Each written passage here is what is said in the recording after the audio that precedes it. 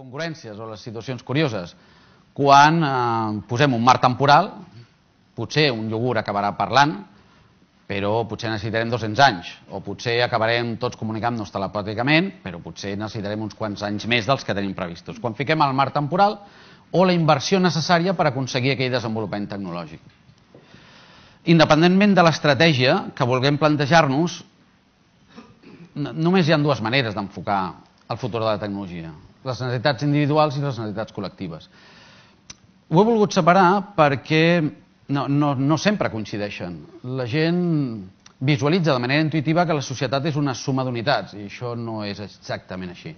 I quan ho analitzes des del punt de vista de tecnologia encara es visualitza molt més. Les necessitats individuals estan molt més basades en allò que nosaltres individualment com a persona necessitem, ens preocupa o creiem que construeix el nostre desenvolupament, i en canvi la societat requereix de cobrir aquelles aportacions en desenvolupaments i en tecnologies que cobreixen els espais que de manera individual és molt difícil de cobrir. Aleshores, veureu que qualsevol predicció, fins i tot les que jo us faré, les meves, estan afectades d'aquesta contaminació individu-societat, que cada vegada és més rellevant, cada vegada es visualitza molt més, perquè cada vegada és molt més complexa, i ho comentàvem abans,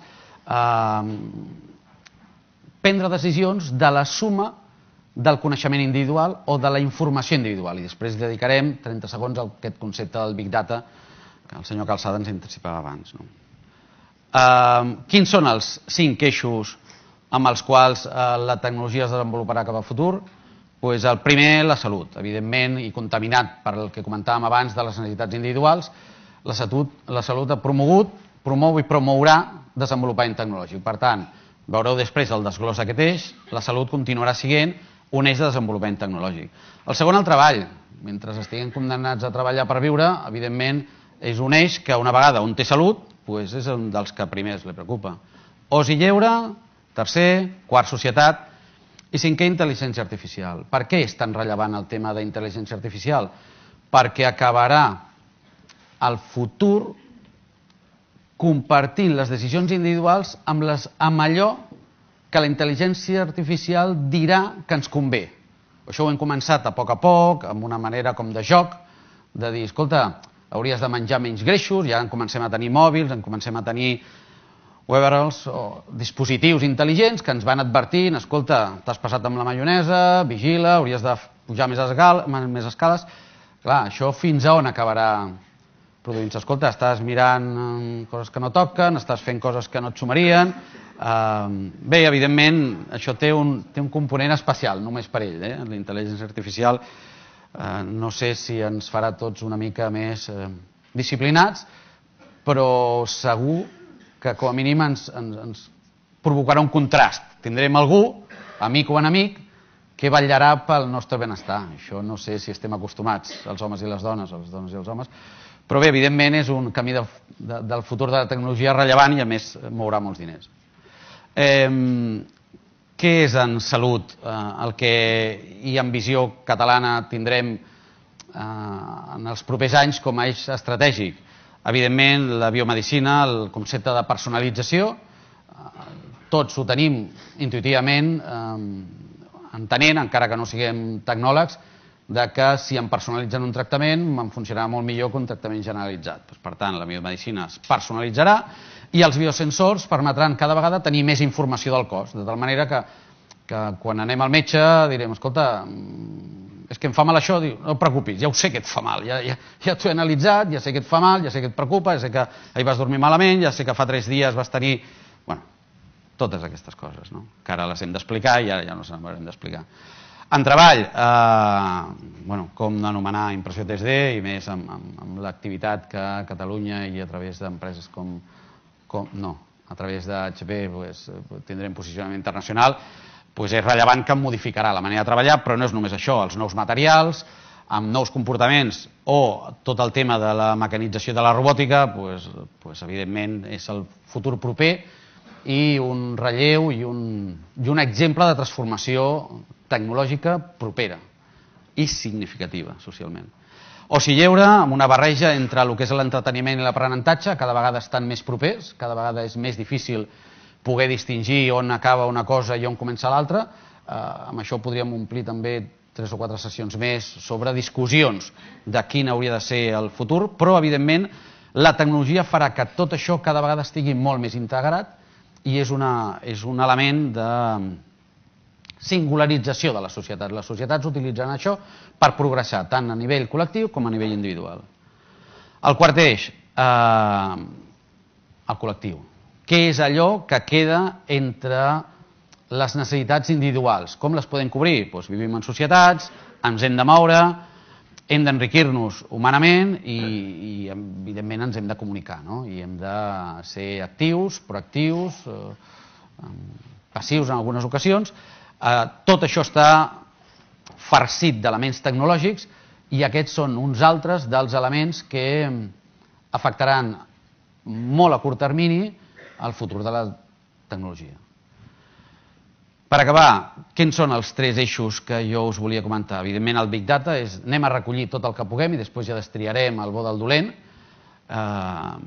Ens queda molt per saber què és exactament el bo i què és exactament el dolent, però com a mínim el que sí que ja en comencem a saber fer és a recollir les dades.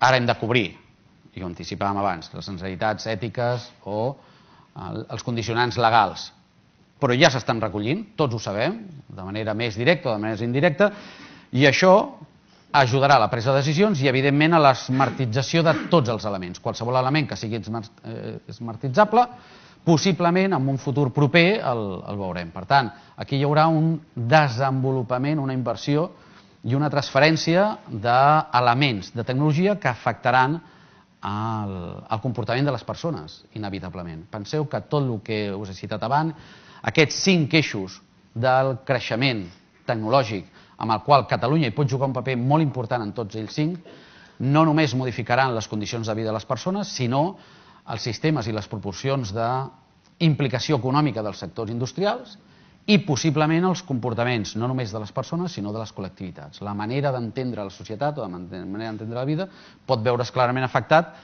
per la interacció dels 5 eixos que us he comentat abans. El sol fet d'augmentar l'esperança de vida modifica no només els criteris individuals, escolta, ara viuré més anys, potser em planteixo fer altres coses, o la manera de veure la vida la puc redefinir, però és que col·lectivament el concepte de viure més anys modifica la distribució de les ciutats, els criteris de mobilitat, els criteris de salut o de serveis col·lectius. 5 grans eixos, comentàvem avui és el dia del 5, per tant, molt rellevant. Què és el que volia afegir-vos per acabar la presentació, per no allargar-me excessivament, deixar una mica de temps pel debat, i d'aquests eixos, ostres, si ara tinguéssim oportunitat d'invertir, això podríem fer-ho, ho haguéssim fet amb més temps, jo de dir, escolta, i ara un estalvi, què és el que realment funcionarà d'aquí un temps, què és el que jo us proposo o jo us suggereixo que ha de tenir alguna de les tecnologies que us he citat perquè realment sigui trencadora. Evidentment, el primer, tenim present la societat amb la que ens movem, és que generi valor econòmic. Hi ha molts invents i alguns han quedat a la història de les anècdotes com que són molt rellevants, són molt interessants, però si no generen valor econòmic, penseu que possiblement no s'empantaran suficientment, no arribaran a tenir un impacte global i, per tant, no transformaran, no seran tecnologies rellevadores. El segon és que sigui escalable. Hi ha tecnologies que, si amb un petit prototipus i amb un petit laboratori funcionen, però això no es pot fer en gros, doncs no serà una tecnologia transformadora, no serà una tecnologia de les que després direm, escolta, aquesta serà una tecnologia de futur. Quin és el tercer punt? El ràpid es menja el gran, això és el que sabíem sempre. El ràpid es menja tot, es menja el petit, es menja el gran, es menja tot. El factor temps era important abans, és important ara, però és que ara ja el 24/7 ja no només és per menjar ràpid, és per tecnologia, és pels fons d'inversió, és per tot. Sí, és rellevant, una petita alerta, si et passes de velocitat et combustiones, vull dir, no seria la primera proposta que surt amb massa empenta i directament es crema, no? Què és rellevant perquè una tecnologia també pugui formar part d'aquest eix de futur que comentàvem abans? Internacionalitzable i intercultural. Lamentablement, aquests són dos elements que barregen potencialitat i risc. vigilem-ho, imprescindible. Si una tecnologia no compleix amb aquest quart element, tampoc serà una tecnologia de futur. I el cinquè és que cobreixi algunes necessitats humanes. Vull dir, això és bàsic. Si no cobreix necessitat humana, tampoc serà tecnologia de futur. Són aquests 5 criteris els que serveixen per classificar els 5 eixos tecnològics que us he comentat abans. Jo crec que si repasseu una miqueta mentalment els 5 eixos que hem comentat abans, cobriran bastantes de les vostres necessitats, o fins i tot us diria més, de les vostres despeses o compres dels propers 3 dies, i per tant, possiblement, seran els eixos del futur tecnològic en els propers anys. Evidentment, també hagués pogut posar dibuixos de cotxes que volen i coses d'aquestes, però aquests ja els heu vist en moltes altres presentacions i jo crec que avui era molt més rellevant tocar de peus a terra i pensar en un futur constructiu, però real, ambiciós, però possibilista. Era el que us volia transmetre. Moltes gràcies, Joan, per la teva exposició. Conceptes molt interessants, la intel·ligència artificial, la personalització a la biomedicina, nous materials, necessitats col·lectives i alguns conceptes també molt de futur, com el concepte smart, big data, personalització, etc.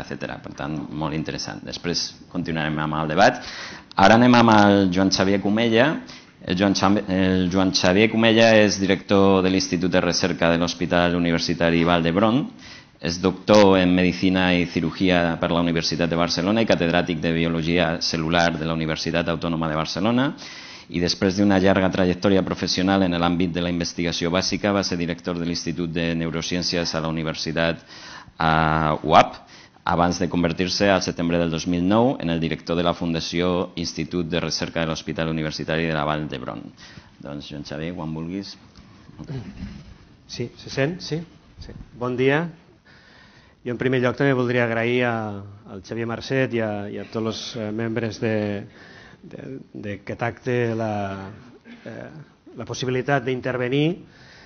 Realment a mi em va passar el mateix que el Joan. Una vegada després d'un inici d'estar content em va entrar una forta preocupació i una forta derivada fonamentalment de la responsabilitat que suposa de parlar de ciència en un país que té la ciència com un dels elements cabdals del seu futur. I aquest és un exercici que no és gens de fàcil. Per contra, també els puc dir que preparant-lo he llegit molt i he après molt, i condensar en 10-15 minuts el que us volia dir, insisteixo que no és fàcil. Hem intentat tindre una visió més o menys panoràmica i després centrar-la en un dels grans eixos que aquí i a tot el món suposen la ciència en aquests moments, que és l'àmbit mèdic o biomèdic. Per començar, hauríem d'entendre com funciona la ciència. La ciència funciona amb aquests dos esquemes. Amb un esquema, la ciència és progressiva, predictible, acumulativa, i això normalment és el que en diem recerca aplicada. És la ciència que moltes vegades financen els privats, per dir-ho d'alguna forma. Per què? Perquè està molt a prop del mercat i clarament se'n derivaran uns retorns econòmics. Això és una mica, també ho explicava el Joan Parra, no? Això és el que pretenem tots, que aquesta ciència al final arribi al mercat. Però també sabem que històricament això no és així, no és tan fàcil. El que es coneix com els canvis disruptius, el que canvia el paradigma de com entenem el món, no ve d'aquest eix.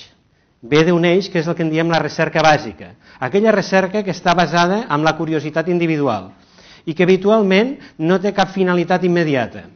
Té la finalitat de satisfer aquesta curiositat i normalment aquesta ciència la financen els sistemes públics. Però també es demostra que aquesta ciència, com dic, és la que fa els salts inesperats, els que trenca els esquemes que hi havia fins a llavors. I lògicament, si les coses van bé, aquest coneixement ha de ser transferit a la recerca aplicada. És millor una que l'altra? No, són diferents. Són diferents. Les dues tenen que ser bones, però són diferents. Una no és millor que l'altra. Una no pot viure sense l'altra. D'exemples n'hi ha molts. Jo us he ficat un parell que crec que són divertits. Un és el George Mendel, que ja al 1800 es dedicava a fer creuaments amb els pèsols. D'acord? I ho feia per què? Perquè li semblava divertit. Hi havia pèsols grocs, hi havia pèsols verds, hi havia pèsols rugosos, hi havia pèsols llisos. Doncs fent aquests creuaments i dedicant-hi tota la seva vida va establir el que avui en dia, després de més de 100 anys, són les bases de la major revolució que hagi viscut la humanitat, que és la revolució genòmica de la qual n'hi parlarem posteriorment. Aquest senyor se va morir sense entendre la base física del que estava fent. La base física eren els gens i la genètica.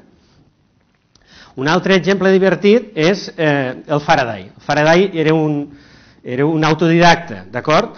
I fent experiments amb electricitat, i més concretament amb electromagnetisme, li va fer una presentació al seu ministre de Finances. No? I el seu ministre de Finances, a propòsit del que estem parlant, li va dir: això, senyor Faraday, està molt bé, diu, però per què serveix? I el Faraday li va dir: miri, no ho sé, però algun dia vostè en cobrarà impostos d'això. D'acord? I certament la va acertar. I no som capaços d'imaginar el món en aquests moments sense fer els usos de l'electricitat. Però ell no ho feia perquè l'electricitat cregués que havia de tindre cap utilitat pràctica. D'acord? No ens imaginem, veritat, el món sense electricitat. Aquest era el món de la física, això és el segle, 2 segles enrere, el 1800. Però fixeu-hi, la notícia científica més rellevant d'enguany segueix sent una cosa que diríem que no serveix per res, d'acord? Que és ficar una sonda espaial damunt d'un cometa. Per què serveix això? Però això és una proesa brutal, una de les proeses principals que ha fet l'espècie humana, des que és espècie humana. Això va començar l'any 93, com veieu. Són temps molt llargs. Això és l'aprovació del programa de l'ESA per anar a capturar i anar a fotografiar i anar a estudiar aquest cometa. Lògicament hi ha un raonament conceptual de per què això és així. Creu que els cometes van tindre una part molt important en la generació de vida a la Terra, d'acord? I no tenim proves experimentals d'això. Aquesta és la base. Però fins i tot amb això tampoc serveix per res, d'acord? Bueno, doncs aquesta és la notícia científica de l'any. Com ho és que un dels aparells que tenim ficats com a humanitat, el tenen ficats els americans, lògicament, però com a humanitat tenim ficats al planeta Mart intentant saber si el planeta Mart en algun dia havia tingut aigua, i això ja sabem que la resposta és que sí, i darrere de l'aigua ja si en algun moment el planeta Mart va tindre vida, i també és que sí. I això tampoc té cap aplicabilitat immediata, però molt probablement en els propers 50 o 100 anys a la millor Mart segueix sent una segona residència per a la nostra espècie. Si s'entén això, també s'entén una altra cosa que és molt important. Els països que més inverteixen en investigació són els més rics. I no al revés. No són els països rics els que es poden permetre invertir en investigació. D'acord? Això a vegades sembla un contrasentit. No, tu ets ric perquè inverteixes en investigació. I això, en el nostre entorn, a Europa, ho té molt clar. En els propers anys, els propers 7 anys, Europa vol invertir una quantitat astronòmica de milions d'euros per seguir creixent amb aquesta curva. D'acord? I Catalunya, en un dels documents més recents, en el document del nou FEDER, diu precisament això. Diu que Catalunya vol jugar amb aquesta lliga, tal com deia el president. Jo no seria capaç d'expressar-ho tan bé com el president, però és evident que nosaltres volem jugar a la lliga en la qual el nostre futur passa pel coneixement, pel talent. I aquesta seria una de les previsions que jo diria. En aquest context, què en podem esperar de la ciència? Jo insisteixo, aquí un se pot perdre molt. Jo he centrat en el que jo modestament m'he dedicat en els darrers 20 anys de la meva vida, que és a intentar entendre la biologia i com aquesta biologia és útil en l'entorn mèdic. I per tant, moltes d'aquestes prediccions són en l'àmbit biomèdic, però crec que a la vegada aquest àmbit és, com deia, l'autèntica revolució de futur. Per què? Doncs mirin, perquè a part de lo de Mendel, a l'any 2001 vam ser capaços de fer una altra proesa increïble, que va ser agafar els 12 tomos de l'enciclopèdia, que és el nostre genoma, i saber totes les lletres amb els que estaven escrits, i l'ordre, i les paraules. Això va passar el 2001, d'acord? I a partir d'aquí va haver moltes sorpreses, que no entrarem. Això es va fer... Dos curiositats. Veuen que hi ha 2 revistes, aquestes són les 2 revistes més importants de la ciència en el món. La de l'esquerra, Science, va publicar els resultats d'una iniciativa privada, d'un senyor que es diu Craig Venter, que tornarà a sortir. És un senyor que és un autèntic visionari. Després us hi ficarem una foto. La de la dreta era un consorci públic. El consorci públic va guanyar el Craig Venter, una iniciativa privada. El consorci públic va ser més lent, va ser més segur, i realment en aquests moments és el fruit de les 2 iniciatives la que ens creiem. Coses que van sortir d'aquí és que són molt similars, per exemple, amb un ratolí. I entre nosaltres ens diferenciem amb menys del 0,1%. Qualsevol raça, les més extremes, un zimbabuès amb un japonès se diferencien menys d'un 0,01% en aquest text, aquests 23 tomos, el número de lletres diferents és menys del 0,01%. És un missatge també que fa pensar. Fer això va costar 100.000 milions de dòlars. 100.000 milions de dòlars. En aquests moments, parlem d'empreses, a Catalunya hi ha unes 600.000 empreses i aquestes 600.000 empreses, clar, us està parlant un economista i tots ens mirem el món amb un microscopi, cadascú porta el seu microscopi, és difícil mirar el món d'una manera àmplia, cadascú anem amb un microscopi, els economistes ens ho mirem amb un microscopi de l'economia, de l'empresa. Aquestes 600.000 empreses que tenim a Catalunya són, jo diria, els que ho aguanten quasi tot. Aquestes 600.000 empreses tenen contractats uns milions de persones, tant les empreses com aquests milions de persones paguen uns impostos, aquests impostos són els que permeten pagar les pensions, la seguretat social, el sector públic, la Generalitat, la solidaritat a altres regions espanyoles. És a dir, si no hi haguessin aquestes 600.000 empreses, doncs no hi hauria res, no? Seríem un desert. Bé, doncs, mirant algunes dades d'empresa, en aquest cas és un estudi, alguns el coneixereu, està fet amb 10.000 empreses que hi havia en l'any 2007 i està posat en base 100. Llavors, de 100 empreses que teníem en l'any 2007, què ha passat en l'any 2013? Com que està tret del registre mercantil, sempre va amb una mica de retras. De cada 100 empreses que hi havia l'any 2007, en l'any 2013 en quedaven 51 que guanyaven diners, i d'aquestes 51 que guanyaven diners hi ha un 0,1% que són empreses d'alt creixement, empreses que creixen molt. I després m'hi referiré a aquestes empreses d'alt creixement. La resta de les empreses n'hi ha un 30% que perdien diners l'any 2013, un 2% que han sigut adquirides, un 17% que han desaparegut, després en tenim un 11% de noves i en queden 92. Per tant, a vegades sentim, no, hi ha una bombolla d'emprenedors, hi ha massa emprenedoria, massa... No, d'emprenedors és bo que n'hi hagin molts més. N'hi ha i és bo que n'hi hagin molt més i que els ajudem encara més, sobretot en les fases inicials, que són quan més ho necessiten. Bé, per tant, mirant dades històriques dels darrers anys, doncs tenim un teixit empresarial que s'ha fet una mica més petit. Això també val la pena recordar que les empreses petites, quan desapareixen, doncs més fàcilment són substituïdes per altres empreses petites. En canvi, quan desapareix una empresa mitjana o gran, és molt més difícil substituir-la. Per tant, el que tenim en l'any 2013 és una mica menys d'empreses mitjanes i grans, que aquest és un petit problema que tenim a l'economia catalana, i això és similar al que passa a Espanya, a Portugal, a Itàlia, a països així, que ens falten una mica més d'empreses més grans. Bé, hi ha un segon tipus de dada que també volia compartir també sobre el passat. Aquesta dada és veure quin és el cicle de vida d'una empresa. I recordar el cicle de vida d'una empresa em servirà per apuntar els 5 vectors que crec que pot ser interessant per posar-nos a la motxilla, per anar amb la direcció correcta de la Champions que dèiem. Com veieu en el gràfic a la part esquerra, quan una empresa neix, ho passa molt malament i de fet el que acostuma a passar és que durant 3-4 anys perd diners. Això tècnicament se'n diu la vall de la mort, és normal perdre diners en els primers anys. Les empreses que aconsegueixen sobreviure, doncs a partir de l'any 4 estan en el que en diem el punt mort, el punt d'equilibri, i a partir d'aquí, si tot va bé, doncs ja comencen a créixer els beneficis cap amunt. Bé, aquí us poso a l'esquerra unes dades, això és del Global Entrepreneurship Monitor, que és un estudi que es fa periòdicament, es fa a tota Europa i també dona dades, de tant en tant dona dades també referit a regions, com és el cas català, i aleshores us poso la dada de 10.900 persones. De cada 10.900 persones que hi ha a Catalunya, n'hi ha unes 1.000 que creen una empresa. Hi ha 1.000 que creen una empresa.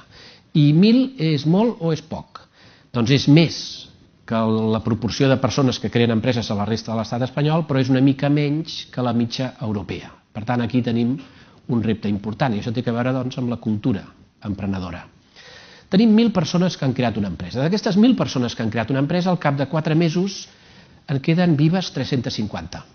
S'han mort vull dir les empreses, no les persones, s'han mort 350, o sigui, queden 350 empreses al cap de 4 mesos. D'aquestes empreses que queden vives al cap de 4 mesos, quantes en queden vives a l'any 4? 170. Quantes en queden vives a l'any 10? 90. I quantes d'aquestes 90 aconsegueixen tindre un alt creixement? I l'alt creixement és el que permet agafar dimensió, i la dimensió té molt a veure amb alguns dels vectors que sortiran després i que tenen a veure amb temes que han comentat els dos Joans, que és la recerca, la internacionalització, tenen a veure amb això. D'aquestes 90 empreses n'hi ha que aconsegueixen tindre un alt creixement. Durant uns quants anys tindre un creixement significatiu de la seva activitat. Aquestes 60 empreses, quantes aconsegueixen tindre un creixement que duri més de 4 anys? O sigui, un creixement important durant més de 4 anys.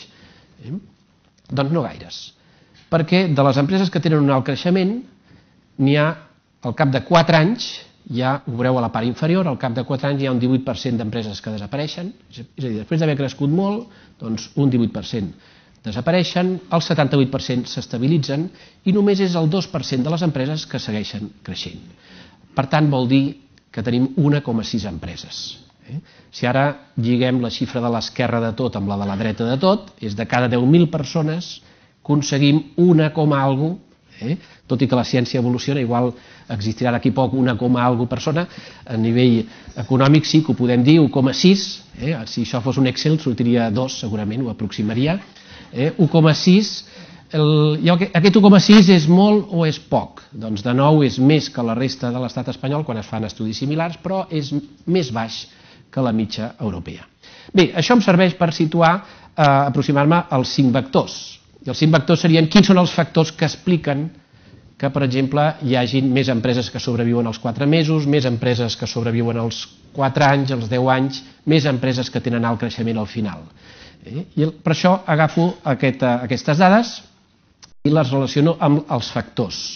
Bé, veureu, ara aniran sortint diferents pantalles grogues. Els factors amb els que em centraré són els que surten amunt a l'esquerra. Per exemple, què és el que explica que hi hagi més persones que decideixen emprendre?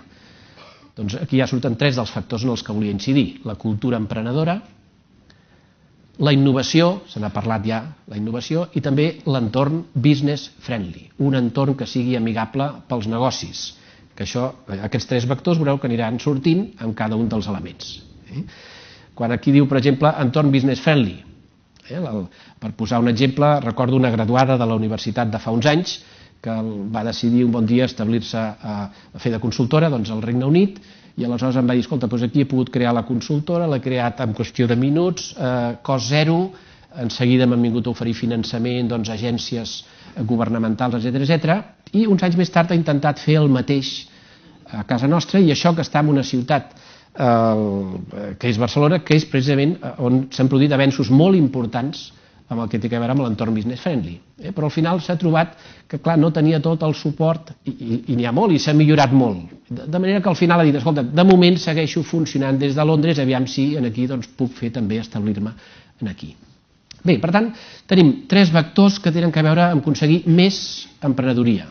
Però un cop l'empresa està creada, també hi ha unes característiques que expliquen per què unes empreses viuen al cap de 4 mesos o de 4 anys i unes altres s'han mort. Quins són els factors? Doncs es repeteixen, tot això ho fem amb enquestes i parlant amb els emprenedors, amb els empresaris, buscant els factors que discriminen, per què uns s'han mort i els altres segueixen vius. I a part del que és la cultura, la innovació i l'entorn, surt un altre element que és l'excel·lència. Una de les característiques del món al que anem és que el client de les empreses cada cop és més promiscu. És a dir, un client pot haver sigut client d'una empresa durant anys i de cop i volta perquè una altra empresa fa alguna cosa simplement una miqueta millor, doncs una relació comercial de dècades de cop i volta canvia en un segon. La manera de poder afrontar aquesta promiscuitat, que és conseqüència també del que hem vist de la ciència que ens explicava el Joan, que tot això està canviant molt, i l'altre Joan també ens ho deia, tot això està canviant molt, però clar, hi ha empreses que introdueixen adaptacions que fan que els clients canviïn d'una empresa a una altra. La clau és la innovació i l'excel·lència. I l'excel·lència és simplement fer allò que et demana el client, potser una miqueta més del que espera. Ens anem a l'any 10 i ens trobem amb unes empreses que segueixen vives, i aquí ja surten els 5 vectors en els que volia incidir. En aquests estudis que estic utilitzant veureu que hi ha altres, que són els que surten a sota a la dreta, que no, com que ens han dit que havíem de referir-nos a 5, doncs n'utilitzo 5, però els que em semblen més rellevants. I veureu que a més de la cultura empresarial, la innovació i l'excel·lència en surt una altra, la internacionalització, que és el que explica aquelles empreses que segueixen vives al cap de 10 anys. Doncs normalment són empreses que han apostat per la internacionalització i aquí el que també hem de tenir molt clar és difícil saber cap on anem. El que sembla bastant evident és que Europa, en el conjunt del món, està perdent pes en relació amb Àsia, amb Àfrica, Amèrica, etc. Doncs això vol dir la necessitat d'internacionalitzar-se. Internacionalitzar-se vol dir aconseguir ser local a tot el món. Aquest és el repte, ser local a tot el món. Ens anem a les empreses que aconseguien al final tindre un alt creixement i tornen a sortir com a factors diferencials els 5 vectors dels que us deia. Per tant, el resum del que us deia és hi ha una direcció que és la de països de la Champions que dèiem i hi ha una altra direcció que és uns altres països dels que potser hi ha menys aprenentatges a seguir. Si volem agafar la direcció dels països que juguen i jugaran la Champions, doncs hem d'anar amb una motxilla en la que hi hem de posar aquests 5 vectors. Aleshores, ja per acabar, simplement volia fer una referència també, abans de començar, amb un dels companys dèiem, escolta, que això... O del tecnòleg o del científic, i pensava, clar, si jo tinc que utilitzar els meus números de cultura i d'educació, necessito com a mínim 50 anys, 100 anys, i potser encara no hem solucionat el problema. I aquesta és la mateixa dificultat que vaig tindre a l'hora de pensar què explicava. I la primera presentació que vaig organitzar-me eren dades, eren percentatges, però després vaig decidir que no. Vaig decidir que faria servir idees força que intentaré i les meves 5 idees força, i aquí he intentat jugar una mica en la meva doble condició de professora universitària i investigadora d'educació i tecnologia i persona que ara mateix té una responsabilitat de país a l'àmbit de la cultura. I per tant el meu discurs sempre una mica intentant jugar en les dues bandes, que en definitiva són cultura i educació, aquelles dues coses que és ben difícil definir què és primer que l'altre, és una mica com l'ou i la gallina, som més educats perquè tenim més cultura o tenim més cultura perquè l'educació és millor. I per tant no entraré aquí, és un discurs complex, però sí que he intentat centrar en 5 idees claus. La primera seria un diàleg permanent entre totes les coses que fem, i després les intentaré definir en més. L'altra és quines competències claus necessitem per encarar un futur d'èxit, com a país, com a ciutadans, com a professionals, en definitiva com a persones del segle XXI que ens tocarà viure. El tercer, com haurien de ser les nostres ciutats. I unes ciutats que han de ser més intel·ligents del que són, o convertir els recursos que tenen en recursos intel·ligents, perquè a la millor ja els tenen i no sabem aprofitar-los de la manera adequada. Una quarta, ser capaç d'integrar tots aquells elements que realment fan que siguem persones més cultes i més educades. I per últim, diguem que quan vaig preparar això ho vaig pensar, no havia passat lo de França, però me reservaré que a més sigui en francès l'última cita que utilitzaré per a fer menció també des del punt de vista educatiu i cultural el que ha passat a França. Bé, les primeres idees força, crec que necessitem un diàleg permanent entre ciència i societat i que sigui un diàleg que ens ajudi a millorar la inclusió i la cohesió social. De fet, agafo les últimes paraules de Joan, més o menys este era l'últim pensament que tu has compartit i per tant quan l'he vist he pensat que m'anava molt bé. Sovint tenim un divorci molt clar entre el que és ciència i el que és societat i per tant això té que veure també en algo que Joan dia, que és que a vegades pensem que les societats més avançades són les que més inverteixen en crear coneixement i per tant en recerca, i és justament el contrari. Ho són perquè realment han invertit en pensar d'una altra manera i en pensar millor. Crec que aquesta és una fita i l'he ficat en primer lloc perquè penso que és important, perquè és l'única que ens permetrà generar nous models de construcció de coneixement. I aquest és el nostre futur des del punt de vista cultural i educatiu. Si no som capaços de generar altres models, els que tenim fins ara estan caducats. Permeteu que sigui una mica radical en aquest aspecte, però no ens serveixen. No ens serveixen per moltes raons. Una, perquè la nostra relació amb l'entorn ha canviat moltíssim. L'altra, perquè el nostre entorn és tecnològic. L'altre perquè lo de les localitats i les globalitats fa que tinguem que permanentment i diàriament quasi reenfocar la nostra vida i la nostra capacitat. Lo de la càmera aquella per enfocar és molt complex ara mateix. On enfoquem? On volem enfocar? Lo del voltant varia moltíssim, no? Jo a vegades penso, els meus iaios en molt d'esforç van arribar a vindre una vegada a Barcelona. O sigui, 2 generacions després, o 3, els meus nebots, donaran la volta al món, probablement, analògicament o digitalment. Per tant, això fa que construïm la ment i el pensament d'una forma totalment diferent. Una altra qüestió, que seria el de les competències claus, i enfocada no des del punt de vista de l'escola, ja sabeu que hi ha tot un debat actualment de si prohibim els mòbils a escola o no els prohibim i si és bo o dolent. Aquesta no és la qüestió. Aquesta no és la qüestió. Per a què ha de servir la tecnologia? M'és igual un mòbil, una tablet, un ordinador, una televisió, un microones, per a què ha de servir? Aquest és el repte, des de tots els punts de vista. I aquí tenim problemes variats i diversos, tant a l'àmbit escolar com a l'àmbit cultural. Tenim un problema en les editorials i en els editors perquè, clar, de sobte tot és digital. Però, de fet, l'important no és que fiquem aquell contingut, sinó el contingut que hi ha dins. I a vegades ens perdem una mica en el discurs de que l'important és l'eina tecnològica. Des d'un punt de vista educatiu i cultural, no. L'important és el contingut, i què construïm en aquest contingut. Si agafo les paraules del president quan començava la sessió, penso que és molt important tindre en compte que, des del punt de vista social i educatiu, som una societat molt ferma, molt ben construïda, amb molt de potencial i amb molt de talent.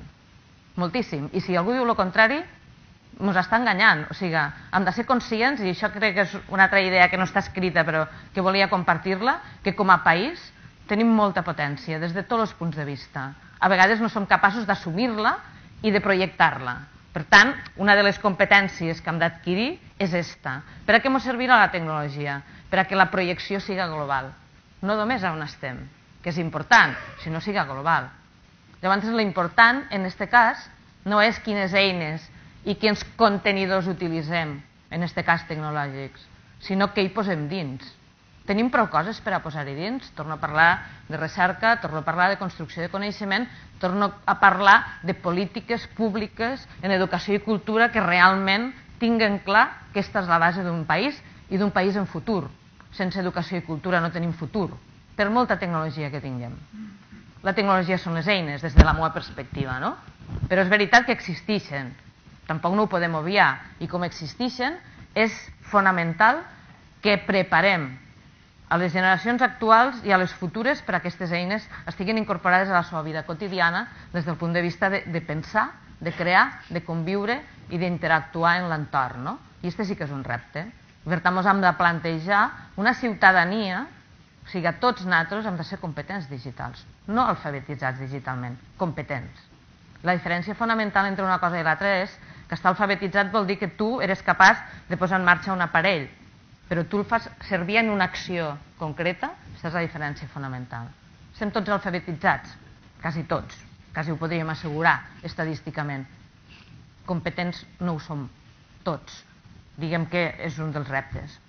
Un altre repte és si realment el món local és el que ens ajudarà a construir aquest coneixement proper per a projectar-lo.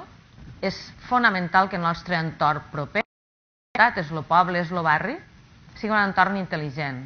Què vol dir això? Jo diria que els entorns que ens envolten quasi tots són tecnològics. La casa probablement és molt més tecnològica que l'escola i l'entorn de fora de la casa i de l'escola progressivament és més tecnològic que el de dins, no? Però en aquest sentit necessitem dues coses. Una, que aquelles persones que lideren les polítiques públiques locals tinguin clar que els entorns on vivim i on creixem ens han d'ajudar a ser millors persones, millors ciutadans, millors professionals i, per tant, a construir un món millor. Què vol dir això? Vol dir que normalment quan parlem de ciutats intel·ligents parlem de recursos només digitals, però podem parlar també de recursos analògics. Com traiem profit cultural i educatiu en allò que ens envolta? Tot té un profit i, per tant, el que hem de fer és, com a espais públics, en aquest cas els espais urbans, haurien de ser espais que ens permetessin també altra vegada crear coneixement i sobretot promoure el pensament crític. És una altra idea clau que crec que és fonamental i que és una de les crítiques, valga la redundància, que se sol fer sovint a la globalització i a la incorporació massiva de la tecnologia. Pareix com si la informació és menys coneixement i menys capacitat crítica. A vegades és així. Torno al tema de la competència digital. Si som capaços de gestionar adequadament aquesta informació per a generar el nostre coneixement, realment sí que creixerem, però aquest és un altre repte. Com l'entorn proper, aquell que no és un entorn especialitzat ni de cultura ni d'educació d'entrada, pot convertir-se en un espai cultural i educatiu clarament. I penso que aquesta és una fita que Catalunya i Barcelona en concret té iniciada, que s'hauria d'extendre a tot el país de manera clara. El quart és com construïm un discurs entre l'educació i la cultura, allò per al que he començat i pel que vaig acabant. I crec que només el podem construir si som capaços d'imaginar un món on lo formal i lo informal en un entorn tecnològic va de la mà. Sovint, jo treballo al sistema educatiu formal, tot el que hi ha fora d'aquest sistema educatiu és una altra història. I perdem de vista moltes vegades que l'ésser humà, com a tal, és un subjecte que el que té és molts inputs del seu entorn, no només de l'escola, en un entorn molt tecnificat i molt tecnològic, i això és important tindre-ho en compte, i per tant l'hem de preparar per a això. I preparar-lo com ho fem, no? Quan Joan parlava pensava, també ha acabat dient, el cervell continua sent aquella caixa, no sé si negra, encara o fosca. Des de vista de l'educació i de l'aprenentatge tenim el mateix problema, no? La gent aprèn, però com aprèn? No tenim una certesa empírica de què fem o com ho fem per a que aquells resultats siguin millors. Obvi els PISA i tots els informes estos que ens deixen en molt mal lloc. Seria un discurs tot sencer parlant d'això. Crec que quan s'expliquen malament i reitero la meva visió de que com a poble som un poble ben format i els resultats, si s'analitzessin de forma adequada, no són tan, diguem, deficitaris com els informes diuen, però bueno, aquest seria un altre discurs. Però sí que és cert que l'única manera d'intentar millorar aquest procés d'educació i cultura és lligar lo informal i lo formal, passant per lo no formal, que serien aquells punts intermitjos, i que este continua sent un repte. Tenim compartiments estancs, llavors faig una cosa o l'altra d'allà, però no ens ajuntem tots per a construir un únic discurs educatiu i cultural. I per últim, i aquí ja vaig decidir que faria de conca, de Consell Nacional de la Cultura i de les Arts, he agafat la cita esta d'un llibre que s'acaba de publicar ara a França, de fet és gener del 2015, acabat de sortir, que diu que, és un llibre sobre les potencialitats de l'educació artística, i diu que l'educació artística en realitat serà aquella educació que ens ajudarà a aprendre, a tindre consciència de qui som i com utilitzar aquesta consciència. Acabo en aquesta cita pensant en el que ha passat a París fa 2 dies i intentant fer una reflexió que la faig en veu alta ara sobre si l'educació i la cultura que tenim realment potencia el que va passar i quina educació i quina cultura tenim. Llavors tenia una transparència que no he utilitzat de dir la globalització ens porta a una cultura i moltes educacions o a moltes educacions i una cultura, i qui fica els límits, qui fica les fronteres i com la tecnologia fa que això siga un problema o un valor afegit. I acabo també en unes paraules del president quan ha dit probablement som una de les societats més interculturals d'Europa i probablement del món. Si és així, jo crec que un dels elements claus per a que la inclusió i la cohesió social en un món digital i intel·ligent siga possible només s'aconseguirà si formem a les persones com a persones i l'art, la cultura en general, serien l'element clau per a això. Moltíssimes gràcies.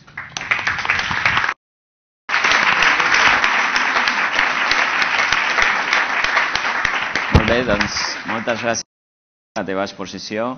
Hem estat una hora xerrant i debatint i compartint idees sobre aquest mapa de futur. Jo crec que hem visitat molts dels continents que constitueixen aquest mapa, com són la tecnologia, l'economia, l'empresa, l'educació, la cultura, la ciència, i amb totes aquestes eines hem aconseguit, jo crec, dibuixar un bon mapa per a aquest futur, que està ple d'oportunitats i que segurament és molt incert, com s'ha comentat en aquestes exposicions, però que agafant la paraula de l'Oriol crec que disposem de les eines interessants i bones per, com a mínim, arribar abans que els competidors davant d'aquest lion que ve cap a aquest futur. Per tant, donem pas a la segona taula on identificarem les palanques de les que disposem per afrontar aquest futur, i volia donar un aplaudiment molt gran a aquests ponents, que ha estat un plaer gaudir de les seves reflexions. Gràcies.